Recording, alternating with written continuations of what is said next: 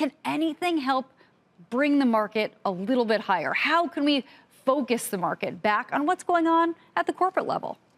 Hey, good morning, Courtney. Great to be here. And you're absolutely right. Sentiment, I would say, is apocalyptically bad. At least coming into this week, it was. And I think a big part of that was some of those negative earnings releases that you mentioned. They unfortunately started off the earnings season and it just fed into some of the negative investor sentiment that was already out there heading into this week.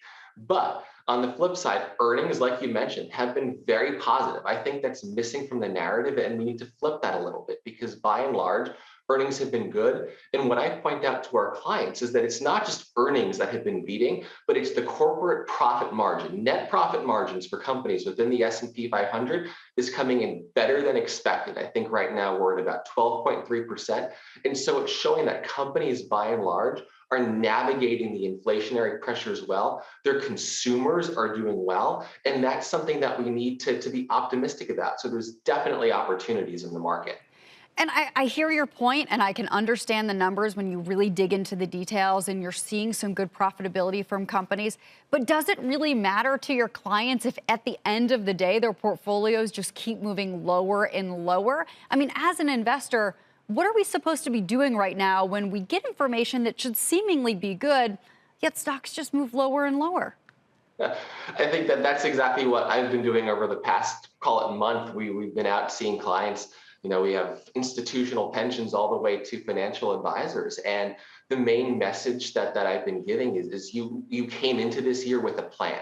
We came into this year expecting to have elevated volatility, and that tactical asset allocation was going to be absolutely critical.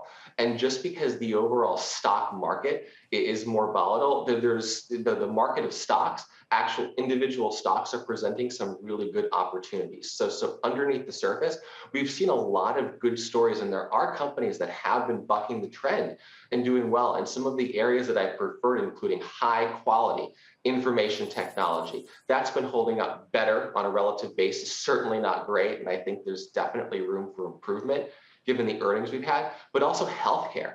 Healthcare is an area that I have really favored over the past 4 or 5 months, particularly because of the level of innovation and just the natural growth that's embedded into that sector. And it's much more than just vaccine makers and hospitals. There's a tremendous amount of opportunity beneath the surface with strong growth in chronic diseases of our population that's presenting really good earnings and really good margins for a number of companies.